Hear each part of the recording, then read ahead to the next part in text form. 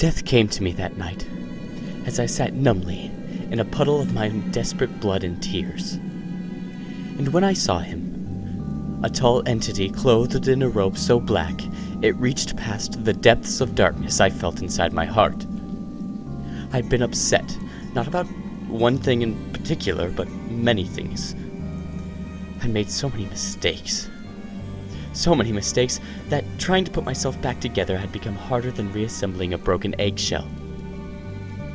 A year earlier, I'd lost the most important person in my life. The only girl I truly loved. Penny. I could only blame myself. I'd spent the past year blaming myself for betraying her trust. She'd found a new guy, a better guy than I am. One that brought her flowers and took her out on fancy dates and was loyal to her. And all that remained of me was how many chances I used to have to do all those things for her. 6 months earlier, the guilt and pain got to me and tore at my soul.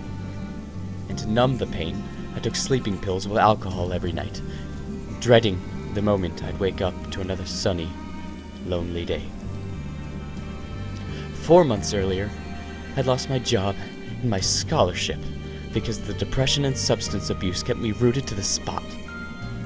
I didn't want to face a world where I'd have to watch everyone else swim as I'm slowly sinking. 3 months earlier, I'd lost my friends and family as well. I'd become distant and emotionless. I turned down invites. I didn't show up for holiday get-togethers. I blew up on anyone who told me I needed help. I was in chaos, and I could only blame myself. 1 month earlier, I'd bought the small rectangular case of razors, adding self-abuse to the substance abuse. I'd feel the smallest release when I'd feel the sharp sting and saw the deep red flow down my wrist. And that night, I called my ex-girlfriend, slightly tipsy, but truthful all the same. I told her I loved her.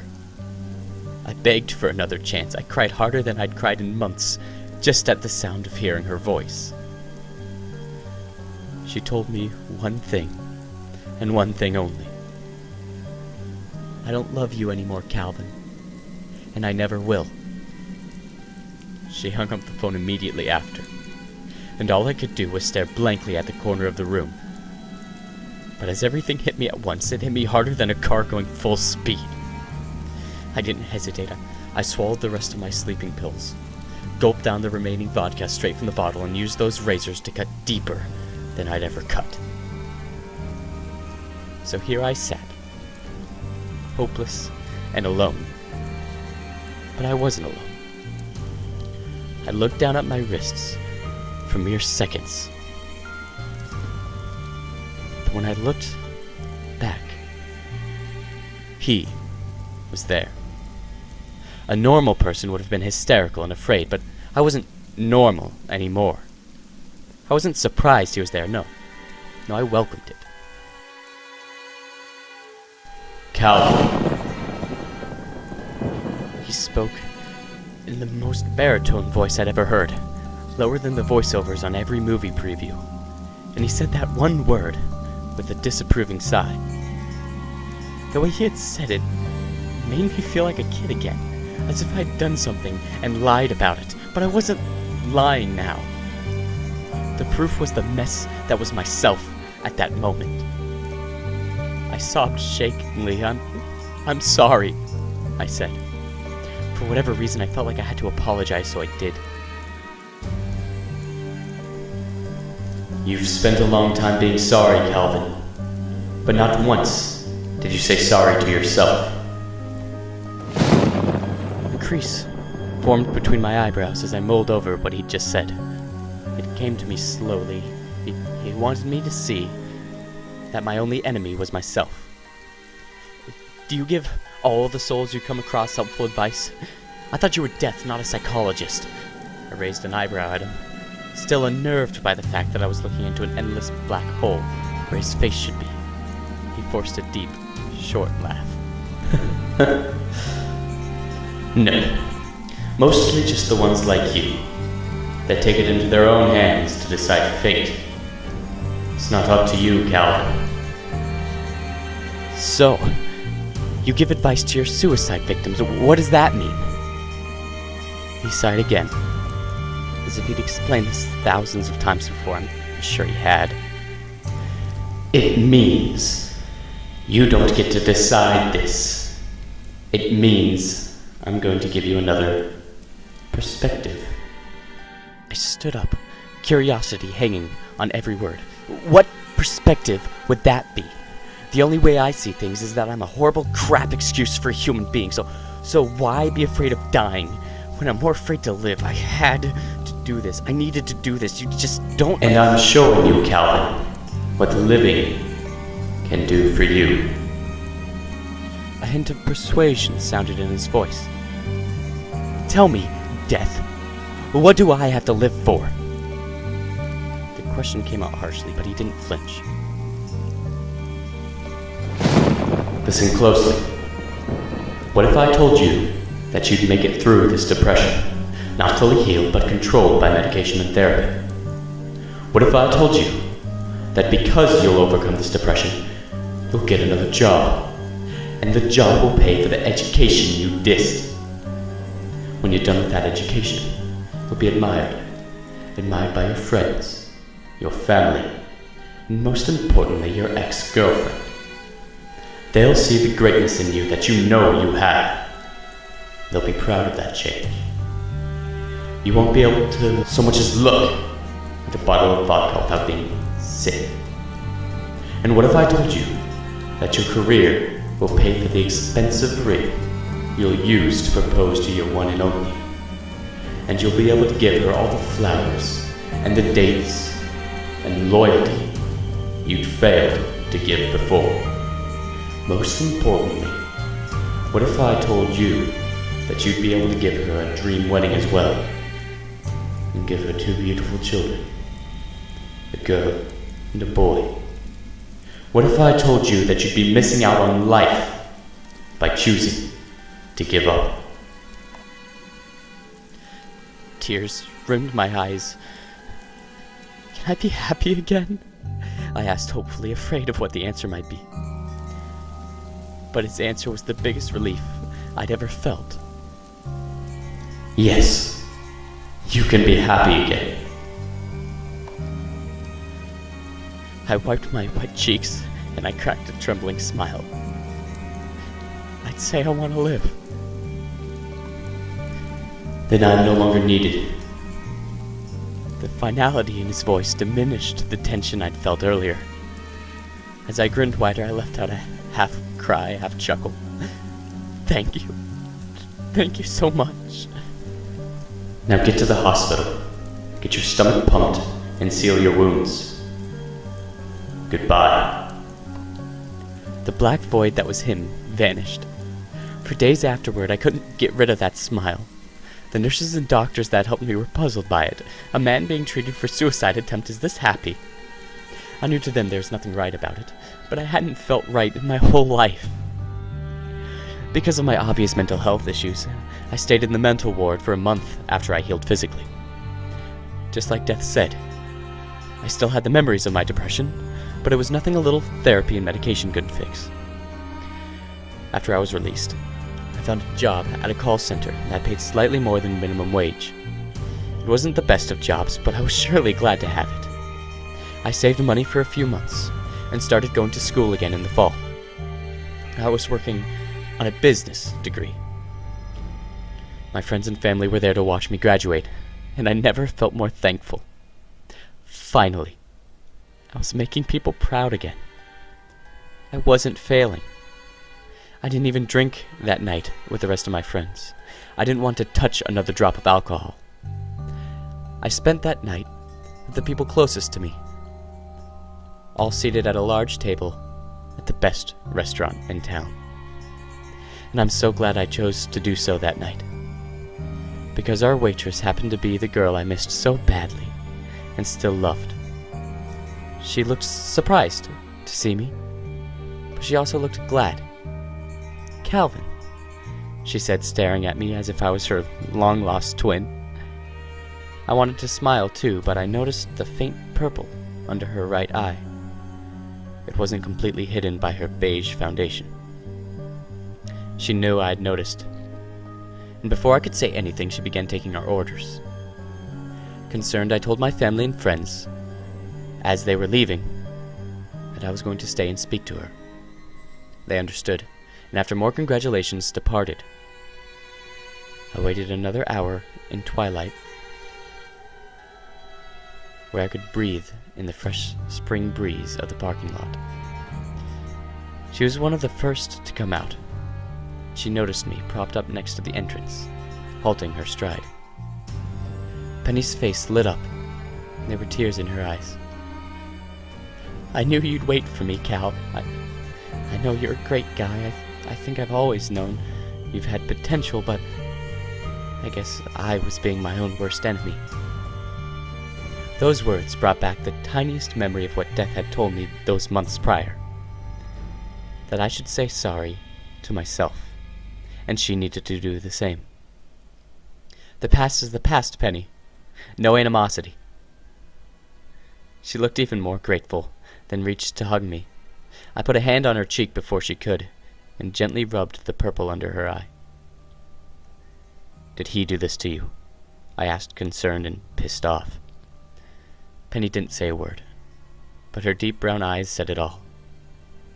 He obviously was over the accommodating boyfriend role, and had started asking too much of her. But I would become everything she needed and more. I pulled her into a hug and ran my fingers through her long hair. "It won't happen again, love. I'm here now." After that night, things were better than they'd ever been between me and Penny. She'd gotten away from her abusive boyfriend, and together we got him the jail sentence he deserved. We'd spent every moment we had with each other, and it was like we'd never even parted. Even our old inside jokes remained the same. With time, I'd saved enough money to buy her the most beautiful ring I could find, and I proposed to her, right in the middle of the local high school football field where we'd met so many years ago. A field, maybe not the best setting for a proposal, but it meant so much to both of us. Flowers filled our house with fragrant smells. I brought home one every day after work. I made reservations every weekend for our dates, and no girl could ever mean as much to me as my Penny. The wedding was the one she'd always dreamed of when we were younger. A winter wedding in the snow. Everything adorned in blues and whites. And that long-sleeved dress she'd hoped for ever since she saw it in that store window. A year after the marriage, Penny came to me with the best news I'd ever received from her. She was pregnant. We found out it was a girl, and I was every bit the happy father when our Violet came into the world. Dark hair, just like her mother. 2 years later, we had our son, Jackson. He looked like me, with green eyes and a mop of chestnut hair. Violet was over the moon about having a younger sibling. Life was amazing. It was everything Death had told me it would be and more. I chose life last time I saw him, and life chose me. You can imagine my shock the day I found him standing in front of my work desk. I had been typing away on my computer, focused on nothing but my work. He broke that trance. I became a statue, still as Lot's wife after she had turned to salt. After seconds of this vacant stare-off, I broke the stillness. "Why?" He sighed, much like he had the night we'd met. That disapproving sigh, but now with a bit of apprehension.